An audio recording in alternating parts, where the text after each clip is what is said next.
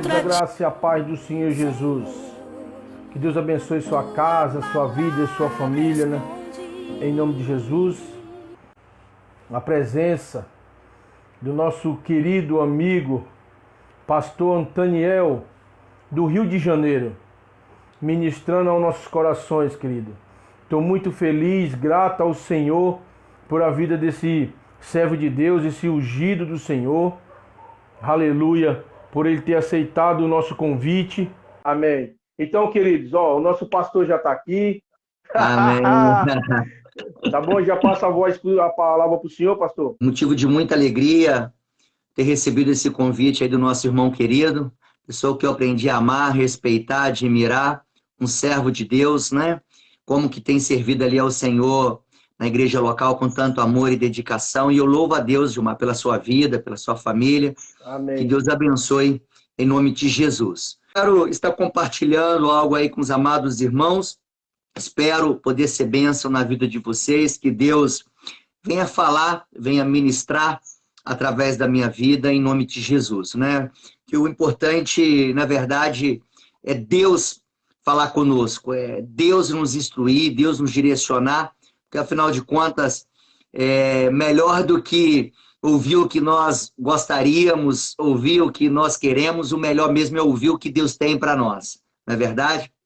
E eu quero compartilhar algo com vocês, em nome de Jesus, que se encontra no livro do profeta Ageu, capítulo 1, no versículo 2 em diante. Eu quero estar lendo alguns trechos aí com os amados irmãos. Aqueles que estão sem a Bíblia, não tem problema, ouça, né? A palavra de Deus deixa bem claro que a fé vem pelo ouvir e ouvir da palavra de Deus. Está escrito assim, ó. Assim diz o Senhor dos Exércitos. Esse povo afirma, ainda não chegou o tempo de reconstruir a casa do Senhor. Por isso a palavra do Senhor veio novamente, por meio do profeta Ageu. Acaso é tempo de vocês morarem em casas de fino acabamento, enquanto a minha casa continua destruída? Agora, assim diz o Senhor dos Exércitos. Vejam aonde os seus caminhos os levaram. Vocês têm plantado muito e colhido pouco. Vocês comem, mas não se fartam. Bebem, mas não se satisfazem. Vestem-se, mas não se aquecem. Aquele que recebe salário, recebe para colocá-lo numa bolsa furada. Assim diz o Senhor dos Exércitos. Vejam aonde os seus caminhos os levaram. Suba ao monte para trazer madeira, construa o templo para que eu me alegre e nele seja glorificado, diz o Senhor. Vocês esperavam muito, mas eis que veio pouco. E o que vocês trouxeram para casa eu dissipei com um sopro. Por que eu fiz? Pergunta o Senhor dos Exércitos. Por causa do meu templo, que ainda está destruído, enquanto cada um de vocês se ocupa com a sua própria casa. Por isso, por causa de vocês, o céu reteve o orvalho e a terra deixou de dar seu fruto. Queridos, vamos parar por aqui. Esse texto é um texto muito forte e fala muito comigo. Alguns de vocês acredito que também devam conhecer esse texto. Esse texto, o profeta Ageu, levantado por Deus, a gente vê bem claro aqui, o versículo 2 deixa bem claro que assim diz o Senhor dos Exércitos. Então, quem está falando aqui não é simplesmente o homem, mas sim Deus falando através do homem. E um outro dado importante nesse texto que nós vamos perceber, que aqui diz o Senhor dos Exércitos. O Senhor, ele tinha e tem várias formas de se apresentar. Deus, né, Adonai, Elohim, El Shaddai, enfim. Mas aqui não, aqui ele aparece como o Senhor dos Exércitos. E todas as vezes que Deus aparece como o Senhor dos Exércitos, isso era motivo de preocupação, porque Senhor dos Exércitos quer dizer que era para uma batalha, que era para uma guerra. Normalmente usava-se isso para poder falar uma palavra direcionada àqueles que se levantavam contra Israel. Mas aqui não, essa palavra não foi para um povo inimigo. Essa palavra foi uma palavra dada direta para o povo de Deus. Era como aqui, então, o Senhor falando para o seu povo. O Rei dos Reis, o Senhor dos Senhores, o Senhor dos Exércitos aqui, é como se ele estivesse se levantando contra o povo de Israel. Isso aqui é um dado alarmante e preocupante, porque eu costumo dizer o seguinte: se você se levantar contra, se o homem se levantar contra você, melhor dizendo, Deus tira você da mão do homem sanguinário, da mulher maliciosa, Deus te tira. Se você cair na mão do diabo e seus demônios, Deus te tira. Mas se você cair na mão de Deus, quem vai te tirar? A Bíblia diz que ele é amor, mas ele também é fogo consumidor. Aí daqueles que caírem nas mãos desse Deus que é fogo consumidor. E aqui o povo, eles estavam vivendo um tempo, queridos, podemos dizer assim, de apostasia. Um tempo onde eles viraram as costas para Deus. Eles deixaram de fazer aquilo que havia sido direcionado por Deus. E essa palavra, ela fala muito comigo, principalmente nos tempos atuais. Estamos vivendo dias difíceis, estamos vivendo dias maus, estamos vivendo um tempo de pandemia, um tempo de problema econômico, um tempo de problema social, um tempo de problema político, um tempo, querido, de problema espiritual. Um tempo que era para o povo de Deus buscar a Deus, e na verdade nós estamos vendo muitas pessoas preocupadas com o seu bel prazer, preocupadas com os seus deleites, as pessoas preocupadas com aquilo que vai lhe fazer bem, aquilo que vai lhe trazer satisfação, não importando se a satisfação é momentânea, é passageira, mas as pessoas, na verdade, não estão sabendo muito bem o que é prioridade. E é isso que eu quero falar com vocês hoje, nesta noite, sobre prioridades. Nós precisamos saber quais são as nossas prioridades. Você precisa saber quais são as suas prioridades. E prioridade é uma coisa muito séria, porque às vezes a gente usa essa palavra prioridade no plural, prioridades. Você vê que até de forma involuntária eu acabei falando prioridades no início, no plural, mas aqui, quando nós paramos para analisar essa palavra, não pode ser usada no plural, e sim no singular. Não é prioridades, e sim prioridade. Você pode ter muitas vontades, muitos desejos e muitos sonhos, mas uma coisa precisa ser prioridade na sua vida, é colocar Deus em primeiro lugar. Deus precisa estar no centro da tua vontade, Deus precisa ser o centro do teu querer, Deus precisa de ser o primeiro na sua vida. E aqui, queridos, é interessante, porque eu não sei se isso já aconteceu com você, mas já aconteceu comigo. Antes de eu entender o princípio de Deus, e às vezes a gente precisa entender isso muito bem. Às vezes a pessoa acha que é você ser cristão, é você confessar a sua fé em Jesus, que vai atrair as bênçãos do Senhor, que vai atrair o favor de Deus. E não é bem assim. Tem pessoas que sobem monte o dia inteiro, sobe monte todos os dias, toda a semana, todo mês. Tem pessoas que oram muito, tem pessoas que choram bastante, tem pessoas que jejuam bastante, porém, não atrai o favor de Deus para a sua vida. Por quê? Porque Deus não tem compromisso com o homem, o compromisso de Deus é com a sua palavra. O compromisso de Deus é com as escrituras sagradas, o compromisso de Deus é com a palavra dele. Não é com o seu choro, não é com a sua lágrima, não é o seu choro que vai convencer a Deus. Não são suas lágrimas que vão convencer a Deus. Não é o seu tempo de oração que vai convencer a Deus. Não que isso não seja importante, não que jejuar não seja importante, não que orar não seja importante, não é isso. Mas não adianta você jejuar, não adianta você orar, se a sua oração não está respaldada na palavra de Deus. Porque o compromisso de Deus é com a sua palavra. Tanto é que a Bíblia deixa bem claro. Jeremias capítulo 1, versículo 12. Deus vira para Jeremias e fala para ele: Jeremias, viste bem, eu zelo para que a minha palavra se cumpra. Então o compromisso de Deus é com a sua palavra. Tanto é que a Bíblia diz o quê? Céus e terra passarão, mas a palavra de Deus jamais há de passar. O compromisso de Deus é com a palavra dele. E quantas pessoas, queridos, que eu vejo que devem estar se sentindo nesse momento como as pessoas desse texto. E agora eu faço uma pergunta para você. Será que você já sentiu alguma vez como se nunca tivesse dinheiro suficiente para pagar as suas contas? Dinheiro suficiente para sustentar a sua família? Será que alguma vez na sua vida você já sentiu que o seu pagamento parece ir embora e não dá para nada? Parece que você nem recebeu? Parece que você trabalhou e não adiantou de nada. Quantos estão dessa forma? Eu conheço pessoas que têm 2 trabalhos. Trabalha de dia num lugar e à noite no outro. Eu conheço pessoas que vivem fazendo bico, mas esse bico nunca bica nada, nunca dá para nada, nunca sobra nada. Quantas pessoas? Por causa de uma questão de prioridade. A sua prioridade, ela define as suas escolhas. E as suas escolhas definem o seu destino. Então você precisa de entender isso nesta noite em nome de Jesus. Será que você se identifica com a pessoa que o profeta Ageu aqui está exortando? Que o profeta Ageu descreve nesse estudo aqui, que recebe o salário e coloca numa bolsa furada. Olha só o que diz o versículo 6. Vocês têm plantado muito e colhido pouco. Vocês comem, mas não se fartam. Bebem, mas não se satisfazem. Vestem, mas não se aquecem. Aquele que recebe salário, recebe para colocá-lo numa bolsa furada.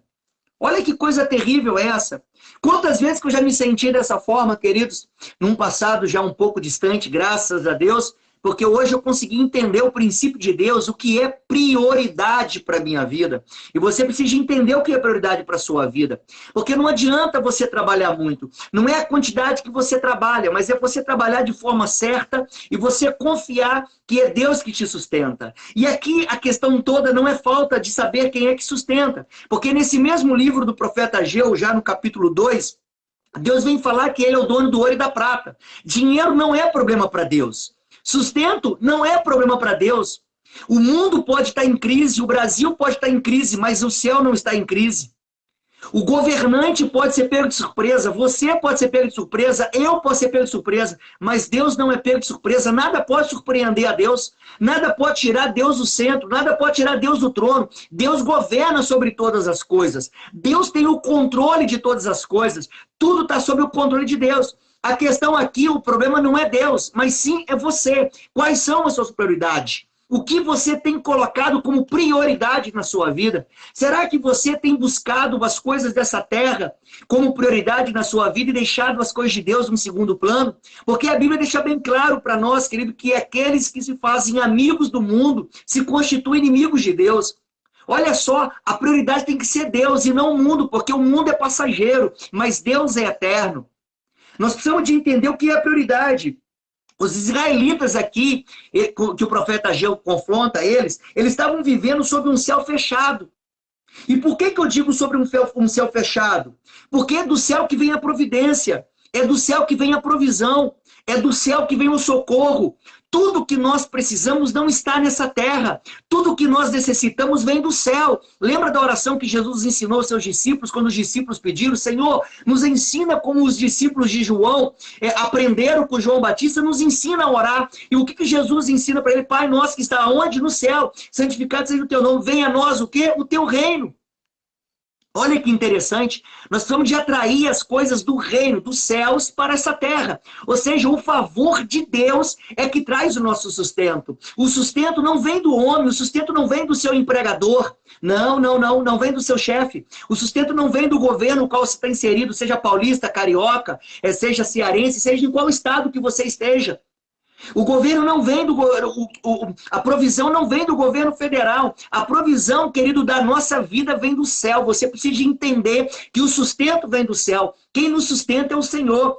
Tudo que nós precisamos vem do Senhor para a nossa vida. E o povo não conseguiu entender. Por causa da desobediência, Deus os puniu com fome. Eu vejo pessoas falando que esse Covid é coisa do diabo, que essa pandemia é coisa do diabo. Eu vou ser bem sincero, o diabo não tem poder para poder manter uma coisa por tanto tempo assim não, querido. Já está mais de um ano, já está indo para o segundo ano.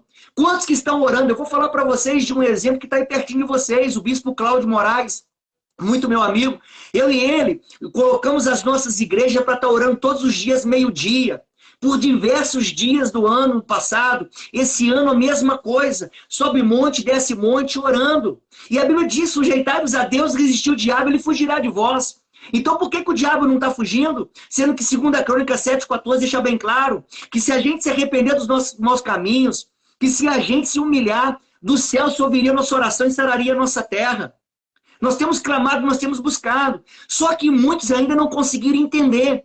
Muitos ainda em meio à pandemia. Deus está permitindo isso, porque o diabo não tem poder, nada contra Deus, querido. Não tem poder. Eu não estou falando que é Deus que está tirando a vida dessas pessoas, que é Deus, não. Mas tudo acontece pela permissão de Deus. Às vezes não é o que Deus quer, mas Deus permite. Porque nada pode pegar Deus de surpresa. Lembra a vida de Jó? O diabo foi lá e provocar. Não, eu quero... Olha, você pode até tocar na riqueza, você pode tocar aqui e ali, mas a vida dele você não tira, não. Nada acontece sem a permissão de Deus. E Deus está querendo nos mostrar algo. E a gente ainda, talvez, com os nossos ouvidos tapados, com os nossos olhos fechados, não faltando discernimento espiritual, nós não estamos conseguindo entender o que Deus quer ensinar. Por quê? Porque as nossas prioridades não são mais como antigamente. Nós invertemos. Lembra quando você se converteu ao Evangelho de Cristo? Você queria pregar até para um cachorrinho, né? Você viu, ô Totó, vem cá, deixa eu falar do amor de Jesus para você. Você chegava na rua, via um amigo, via um parente, você queria falar do amor de Cristo.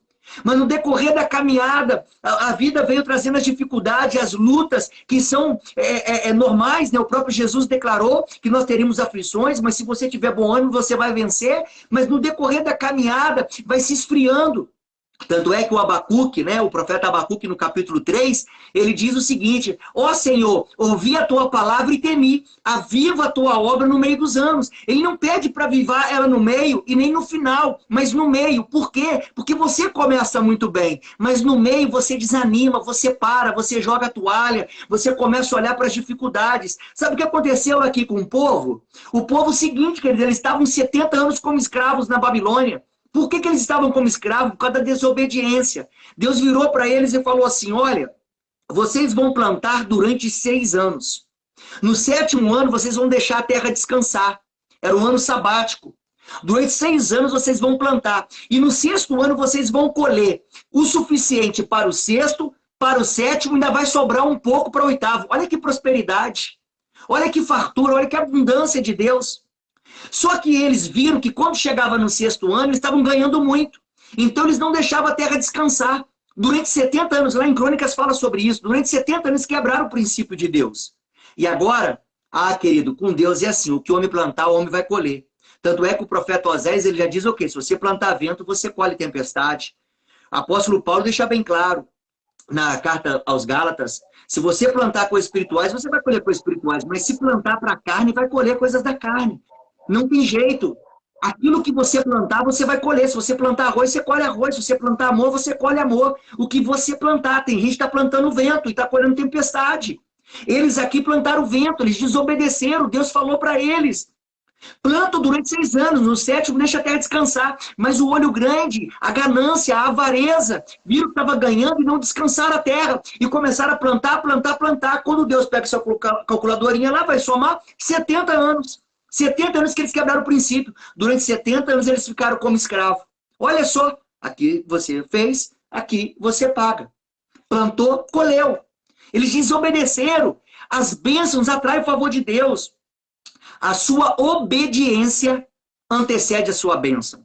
Antes da bênção chegar para você, você precisa aprender a obedecer a Deus. Se você obedece a Deus, as promessas vão se cumprir na sua vida.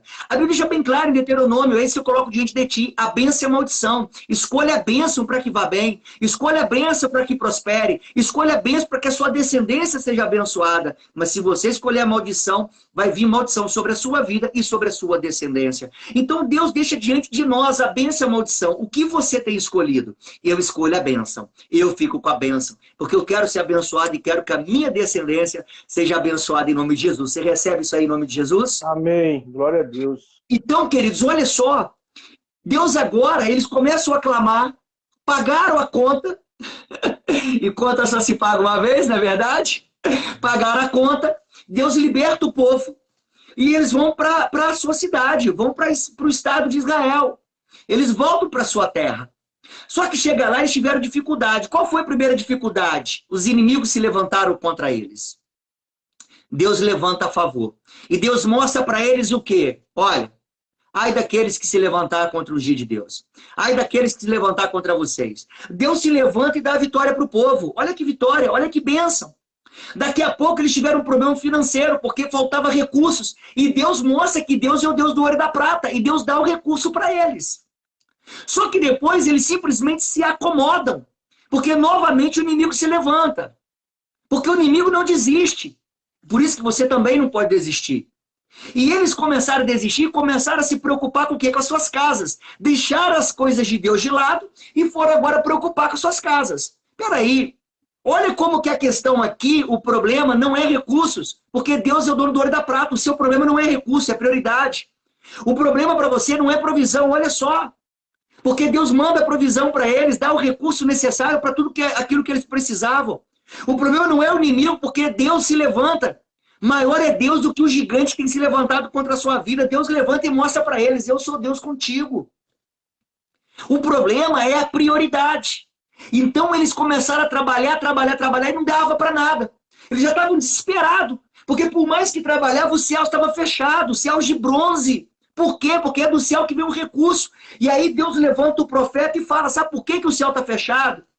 Porque vocês deixaram as coisas de Deus em segundo plano e começaram a se preocupar somente com as coisas de vocês. Vocês olharam para o umbiguinho de vocês e deixaram a casa de Deus como segundo plano. Ei, meu irmão, você que está me ouvindo esta noite, em nome de Jesus, entenda uma coisa: Busque as coisas de Deus em primeiro lugar. Porque é do céu que virá o teu socorro. Você não precisa sair igual um louco trabalhando. Eu falo que você tem que trabalhar, lógico. A Bíblia deixa bem claro, tem que trabalhar. Arregaçar as mangas. Mas não é trabalhar mais e deixando as coisas de Deus a menos, não. Você tem que ter esse equilíbrio. E sabendo que as coisas de Deus é prioridade na sua vida. Você precisa saber o que é prioridade na sua vida. Buscar a Deus. Olha só o que a Bíblia diz. Amar a Deus acima de todas as coisas. Com toda a sua força, com todo o seu entendimento. Você está entendendo isso em nome de Jesus? Você precisa de entender o que a palavra de Deus diz, querido. É buscar a Deus em primeiro lugar. Por isso que o céu estava fechado. Por isso que por mais que eles plantavam, não conseguia colher o suficiente. Por isso que parecia que o salário deles não dava para nada. Porque valores invertidos, princípio quebrado. Não invertam os valores, queridos. Não quebram um princípio. Busque a Deus em primeiro lugar. Coloque as coisas de Deus com prioridade. Eu me lembro lá de Mateus capítulo 6, quando eles estavam passando por um momento difícil também, e os discípulos preocupados, e aquela multidão preocupada, e Jesus ensina algo para eles. Olha, por que vocês estão preocupados com o que comer, com o que vestir? Vejam como Deus sustenta as aves do céu. E Deus vira para eles e fala o quê? Jesus vira para eles e fala assim, olha como que Deus sustenta as aves do céu, olha como Deus sustenta os lírios, né? Jesus ainda faz uma comparação muito tremenda, fala que nem Salomão em toda a sua glória, que foi o homem mais rico que pisou nessa terra, né? Nem Salomão em toda a sua glória conseguiu se vestir tão bem como os lírios ali, né? Porque Deus tinha essa preocupação, e aí Jesus vai e exorta. Será que vocês não conseguem entender que se Deus preocupa com as aves, que se preocupa com as plantas, se preocupa com os lírios, não vai se preocupar com vocês, que é muito mais importante do que as aves, que é muito mais importante do que os lírios, do que as plantas? Se Deus se preocupa com isso, não vai se preocupar com vocês, homens de pouca fé. Jesus exorta e Jesus traz o princípio que está escrito agora em Ageu, prioridade. E o que Jesus fala lá em Mateus capítulo 6, versículo 33? Buscar em primeiro o reino e a justiça de Deus, que as demais coisas vos serão acrescentadas. Buscar o reino fala de governo, o reino fala de rei. Jesus é o rei dos reis, porque nós somos reis. Agora, na graça, nós vemos na palavra de Deus que nós somos levantados como reis, como sacerdotes, somos levantados como profetas, nação eleita, não é verdade? Então, o rei dos reis, por quê? Porque ele reina sobre as nossas vidas. Então, nós temos que buscar o rei dos reis, nós temos que buscar Jesus, nós temos que buscar as coisas do alto, as coisas de Deus em primeiro lugar, e entender que as demais coisas não serão acrescentadas. Não tem nada que vai lhe faltar, desde que você entenda, buscar a Deus com todo o seu entendimento, com toda a força do seu coração, colocando o Senhor em primeiro lugar na sua vida. E quando você entender isso, querido, as demais coisas vos serão acrescentadas. Ah, meu irmão, eu te digo uma coisa. Eu já tive 2, 3 trabalhos. Eu trabalhava até sábado e domingo e não dava para nada. Faltava tudo. Não era fartura, não. Era fartava tudo, sabe? Não era fartura de abundância e de prosperidade, não. Fartava tudo. Mas quando eu entendi esse princípio, eu comecei a trabalhar dentro de um horário normal, sem me matar, sem cansar, sabe? O físico, porque terra cansada não produz. Quando eu coloquei Deus em primeiro lugar na minha vida, as demais coisas me foram acrescentadas. E hoje, para a honra e glória do Senhor, eu tenho tudo aquilo que eu necessito para ter uma vida plena, eu tenho tudo aquilo que eu necessito para ter uma vida feliz, porque eu entendi que a minha paz está no Senhor, que a minha felicidade está no Senhor, que o meu sustento vem de Deus. O mundo pode estar em crise, mas eu estou em Cristo. O governo do mundo pode estar abalado, mas o governo de Deus não se abala. Então, em nome de Jesus, essa é a palavra que eu deixo para você nesta noite. Buscar em primeiro lugar o reino e a justiça de Deus, que as demais coisas serão acrescentadas. Faça uma reflexão. Faça como Paulo nos ensina. Examine-se o homem a si mesmo. Faça uma alta análise. Examine, olhe para dentro de você e vê se realmente você tem colocado as coisas de Deus como prioridade na sua vida. Amém? Essa é a palavra que eu gostaria de compartilhar, que eu deixo para vocês. Espero aí que Deus tenha falado com vocês e entendam. Colocam Deus como prioridade, que as demais coisas vos serão acrescentadas em nome de Jesus. Queridos, uma boa noite para vocês. Pastor, nos abençoe com a bênção apostólica aí. Amém. Amém. Que o amor de Deus Pai, que a graça do nosso Senhor e Salvador Jesus Cristo, e que as duas consolações, Espírito Santo de Deus, que está sobre a minha vida, seja também sobre a tua vida, sobre todos nós, para todos sempre, em nome de Jesus. E que todos digam amém. Amém. Glória a Deus. Deus abençoe. Abraço. Forte Fica na abraço. paz. Obrigado. Tchau para vocês. Deus abençoe, queridos.